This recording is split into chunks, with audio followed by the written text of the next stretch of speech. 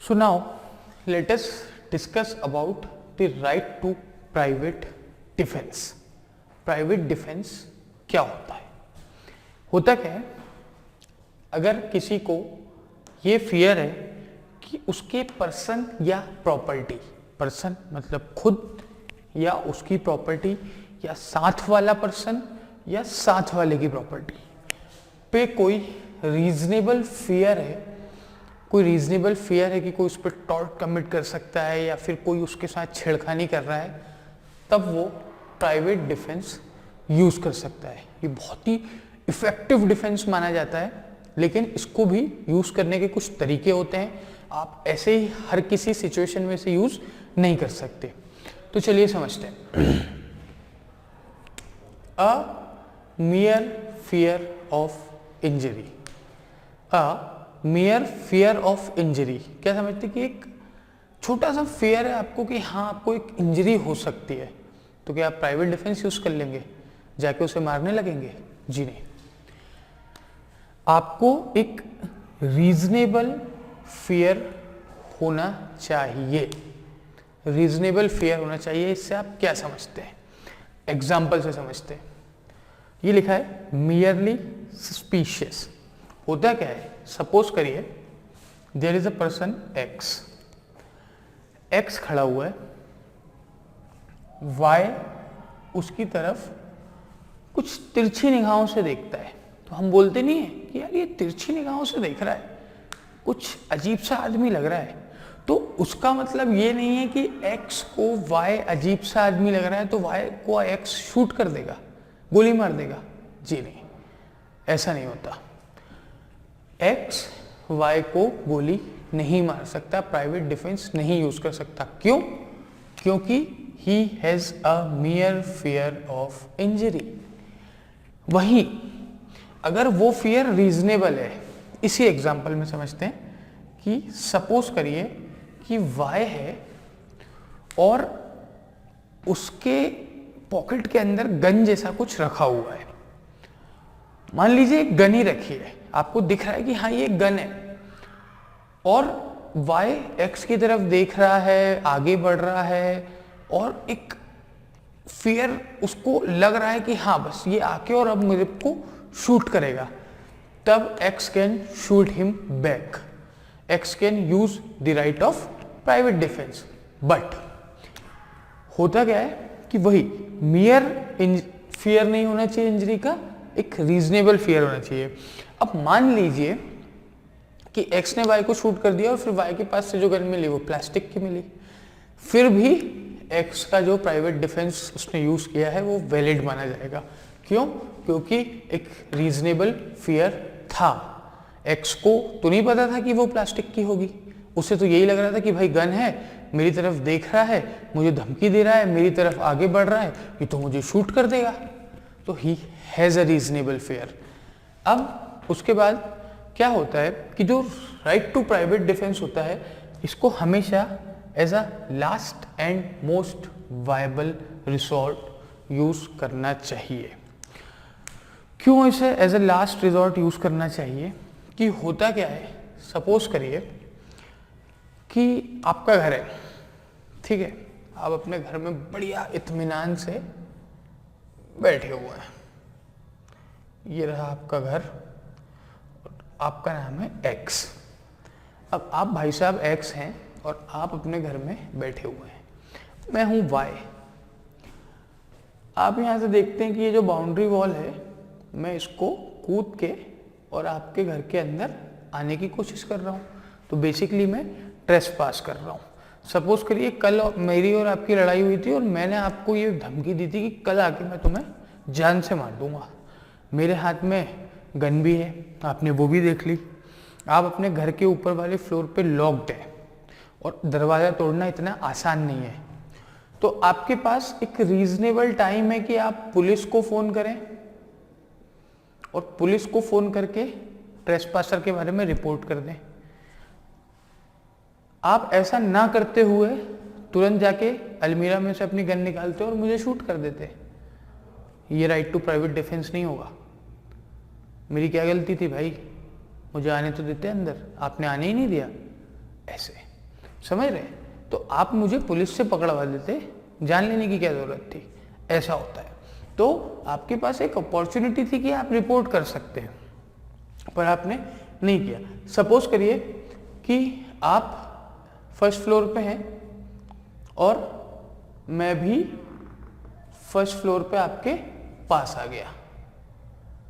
आप भी first floor पे हैं, मैं भी फर्स्ट फ्लोर पे हूँ, और मैं आपको जान से मारने की धमकी दे रहा हूँ, या आपको एक कोई रीजनेबल फियर है कि ये मेरे साथ इंजरी मुझे करेगा, मुझे टॉर्ट कमिट कर सकता है, या किसी भी तरीके का कोई भी इंजरी मुझे पहुंचा सकता है। तो अब आपके पास दो ऑप्शन है, या तो आप मुझे मारिए, भले ही जान से ना मारिए पर मार पीट के भग जाइए, या फिर आप फर्स्ट फ्लोर से कूद जाइए।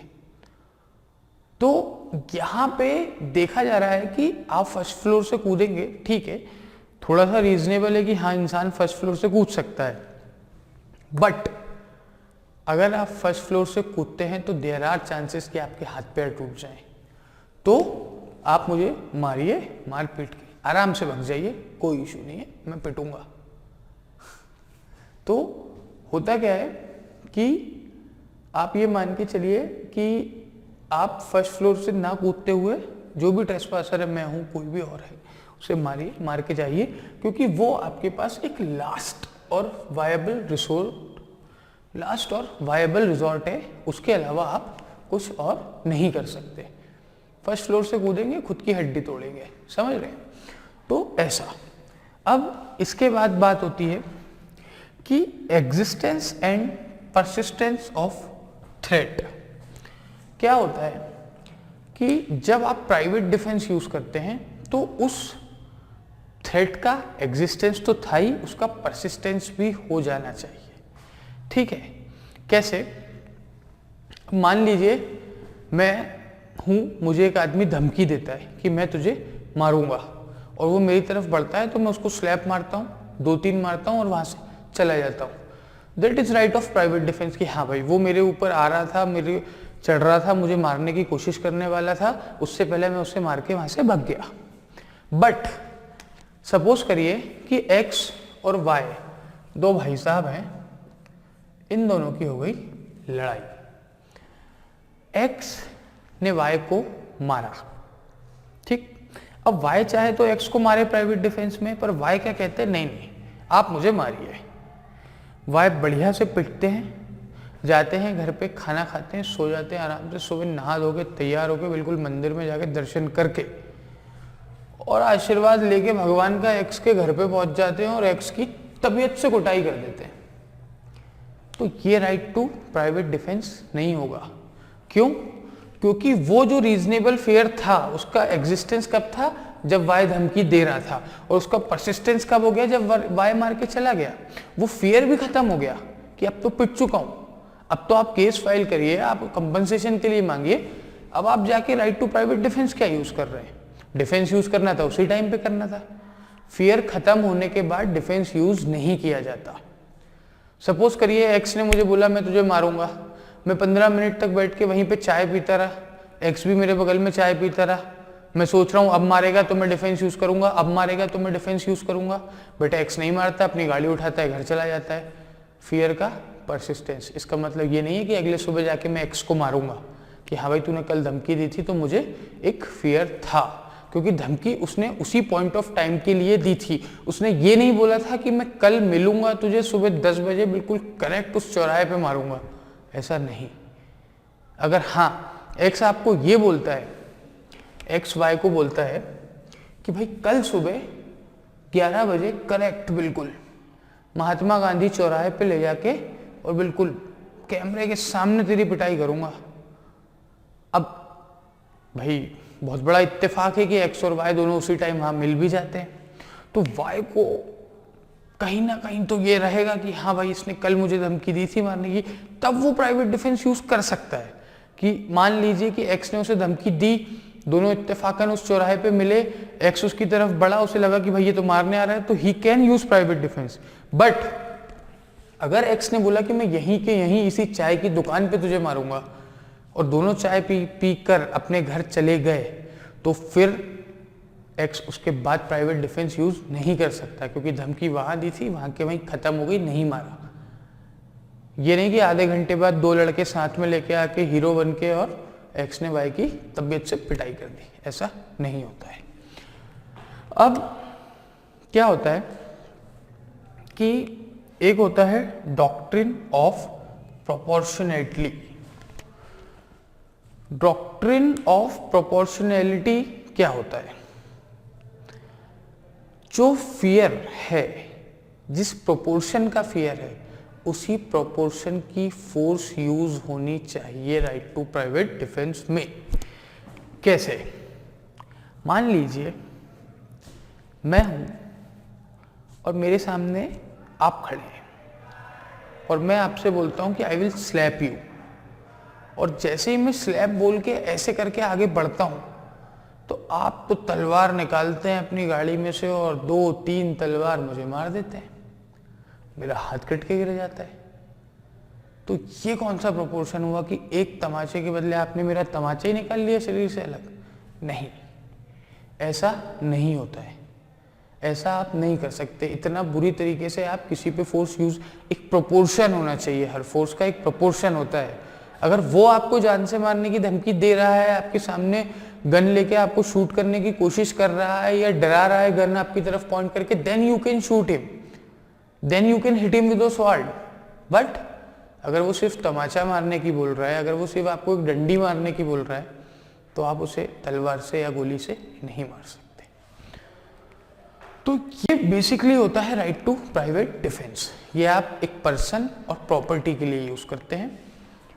फियर एक मियर फियर नहीं होना चाहिए, रीजनेबल फियर होना चाहिए, लास्ट रिजॉर्ट होना चाहिए प्राइवेट डिफेंस। अगर आपके पास कोई दूसरा रिजॉर्ट है तो आप उसे भी यूज कर सकते हैं, ठीक, ऐसा नहीं है। अच्छा, और बहुत जब मियर फियर की हम बात करते हैं तो इस चीज को समझिए कि मान लीजिए आपका नेबर है, उसकी आवाज बड़ी ही बेसुरी है और वो रोज तेज तेज गाने गाता है और आपको न्यूसेंस क्रिएट करता है, तो इसका मतलब ये नहीं कि आप उसे शूट कर देंगे।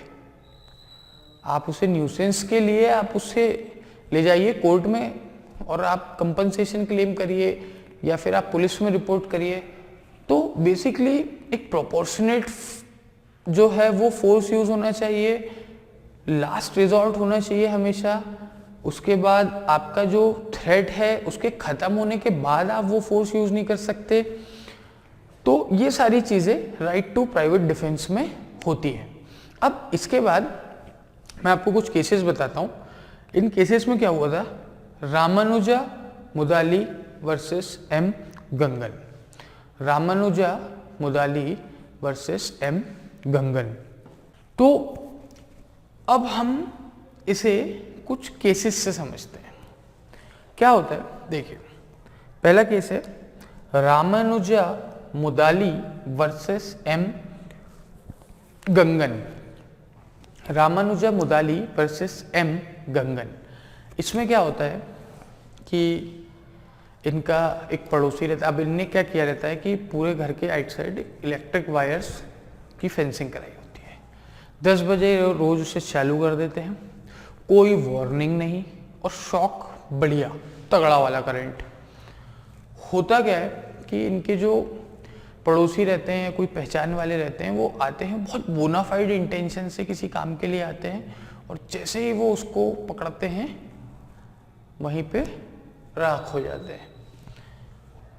कोर्ट क्या कहती है कि पहली बात तो वहां पे कोई वार्निंग नहीं है, दूसरी चीज ये बहुत ही ज्यादा एक्सेसिव फोर्स है कि भाई इतना भी नहीं कि आदमी की डेथ हो जाए, आप इतना एक माइल्ड सा करंट रखिए कि वो करंट लगते से बस आदमी पीछे हटे। तो इनका जो फोर्स रहता है वो एक्सेसिव रहता है। और हमने पहले ही बात की थी डॉक्ट्रिन ऑफ प्रोपोर्शनैलिटी की, कि जो फोर्स होना चाहिए वो प्रोपोर्शन में होना चाहिए, और इन्होंने इतने ज्यादा प्रोपोर्शन में फोर्स यूज किया कि वो भाई साहब वहीं पे ढेर हो गए। अब दूसरी बात आती है कॉलिंस वर्सेस रेनिसन की। कॉलिंस वर्सेस रेनिसन, इसमें क्या होता है कि ये जो प्लेंटिफ रहता है, ये डिफेंडेंट की वॉल पे इन्हें कोई नोटिस चिपकाना रहता है। उस नोटिस को चिपकाने के लिए ये एक लेडर लगाते हैं और वो नोटिस चिपकाने रहते हैं। डिफेंडेंट आते हैं और उस लेडर को शूक कर देते हैं, हिला देते हैं, जिसके चलते प्लेंटिफ गिर जाता है और कुछ इंजरीज सफर करते हैं। ये कहते हैं भाई ये ट्रेसपास कर रहा था, मैंने right to private defence use किया। तो ऐसा नहीं होता। होता क्या है कि प्राइवेट डिफेंस हमेशा as a last and most viable resort use होता है। इतना तो कोई इमिनेंट फेयर या रीजनेबल फेयर तो उन्हें नहीं था। वो शायद कोई नोटिस ही चिपका रहे थे घर के अंदर कूद के कुछ चोरी करने के, उसमें तो थे नहीं, तो शायद एक मियर फियर था। तो कोर्ट ने फिर यही बोला कि आपने बहुत ज़्यादा एक्सेसिव फोर्स यूज़ कर लिया और उस टाइम पे इतनी फोर्स का प्राइवेट डिफेंस यूज़ करना ज़रूरी नहीं था, या आपके पास अपॉर्चुनिटी थी रिपोर्ट करने की, तो आपको कंपनसेशन देना पड़ेगा, आपको राइट टू प्राइवेट डिफेंस नहीं मिलेगा। तो ये होता है आपका right to private defence. So we have discussed all type of the defenses available when you commit a tort. So let's come to the conclusion. What are the things which are not a defense? और ऐसे कौन से concept है जो defence में नहीं आते? अच्छा, जब हम जनरल डिफेंसेस की बात कर रहे थे तो मैंने आपको एक डिफेंस बताया था जिसका नाम था मिस्टेक।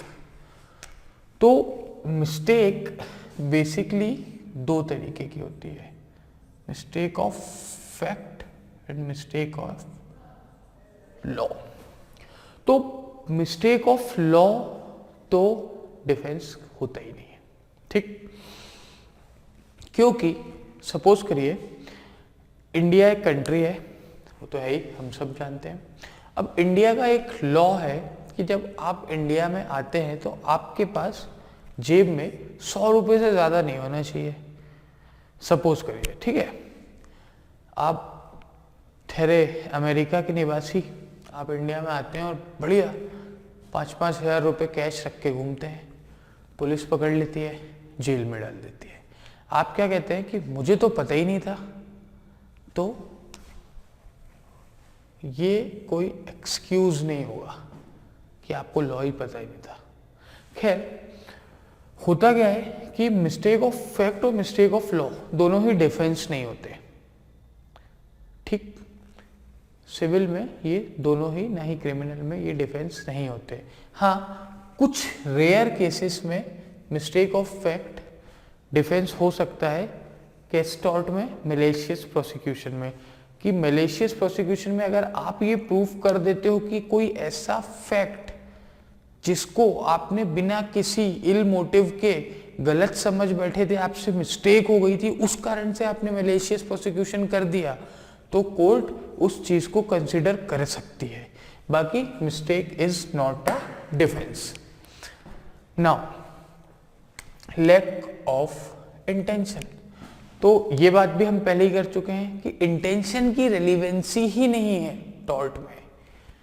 आपकी इंटेंशन थी नहीं थी, आपने ट्रेसपास किया, आपको कंपनसेशन देना पड़ेगा,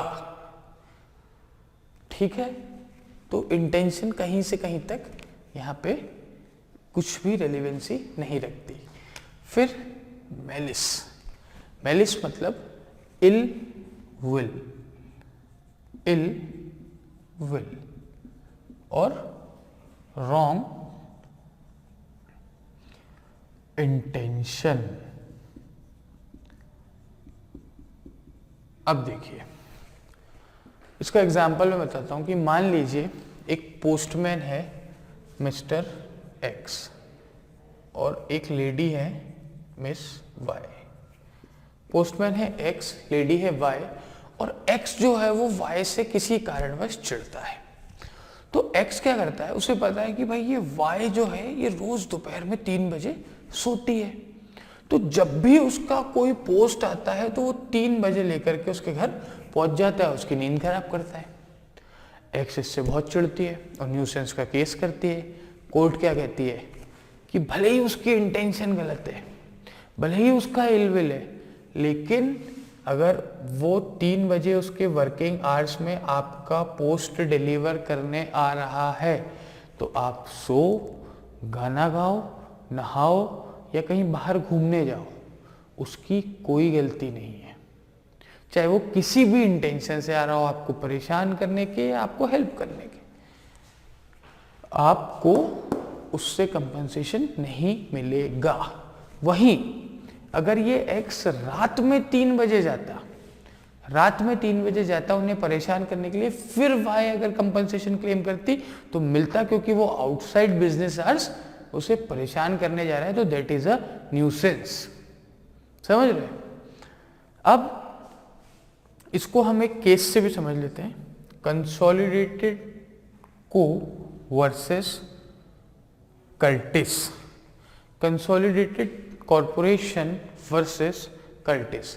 इसमें क्या होता है, एक ये कंपनी होती है, इनके पास सपोज करिए एक्स का सामान होता है, ये ऐसा बिलीव करते हैं, बोनाफाइड इंटेंशन मतलब सही इंटेंशन से, अच्छी इंटेंशन से, बोनाफाइड इंटेंशन से ये बिलीव करते हैं कि ये सामान वाई का है जो कि उनका क्लाइंट है, और ये जो कंपनी है इस सामान का ऑक्शन कर देती है।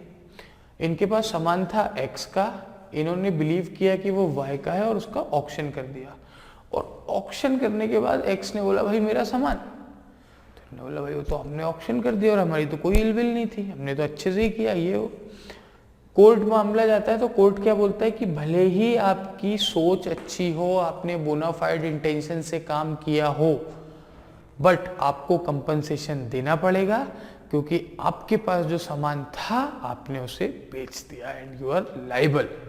आपने एक टॉर्ट कमिट किया है और आपको उसको कंपनसेशन देना पड़ेगा।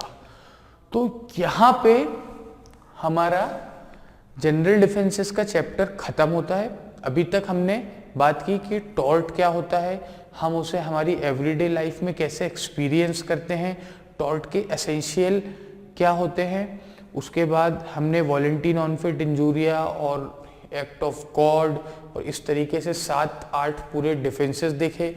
हमने ये भी देखा कि क्या ऐसी कौन सी चीज़ें हैं जो डिफेंस नहीं होती हैं। उसके बाद हमने कुछ मैक्सिम्स देखी, जैसे डेमनम सिने इंजूरिया, इंजूरिया सिने डेमनो, हमने इंजरी के बारे में पढ़ा। अब आगे बढ़ते हुए हम बात करेंगे लाइबिलिटीज़ की। तो टॉर्ट में बेसिकली 2 लाइबिलिटी होती है, एक फॉल्ट बेस्ड लाइबिलिटी, एक no fault liability. No fault liability क्या होती है? एब्सोल्यूट लाइबिलिटी, स्ट्रिक्ट लाइबिलिटी और वाइकेरियस लाइबिलिटी। अच्छा, स्ट्रिक्ट लाइबिलिटी में आपके पास कुछ डिफेंसेस अवेलेबल रहते हैं, बट आजकल उसका थोड़ा सा एक अपग्रेडेशन हुआ है और अब एब्सोल्यूट लाइबिलिटी आई है, और एब्सोल्यूट लाइबिलिटी में कोई भी डिफेंस अवेलेबल नहीं होता। इस बारे में भी हम जब डिफेंस के बारे में पढ़ रहे थे तो हम ये बातें कर चुके हैं। अब क्या होगा कि, और तीसरी होती है वाइकेरियस लाइबिलिटी। वाइकेरियस लाइबिलिटी में क्या होता है कि काम कोई करता है, एक्ट किसी का होता है, डैमेज किसी को होता है और लाइबल थर्ड पर्सन होता है। उसमें 3 तरीके की रिलेशनशिप होती है, मास्टर सर्वेंट, प्रिंसिपल एजेंट और इंडिपेंडेंट कॉन्ट्रैक्टर। ठीक, और कुछ 7-8 तरीके के आपके फॉल्ट बेस्ड लाइबिलिटीज होती हैं, जैसे कि ट्रेसपास, न्यूसेंस, मैलिशियस प्रोसिक्यूशन और बाकी सभी तरीके के टॉर्ट्स उसमें आ जाते हैं। इनके बारे में हम आगे बात करेंगे।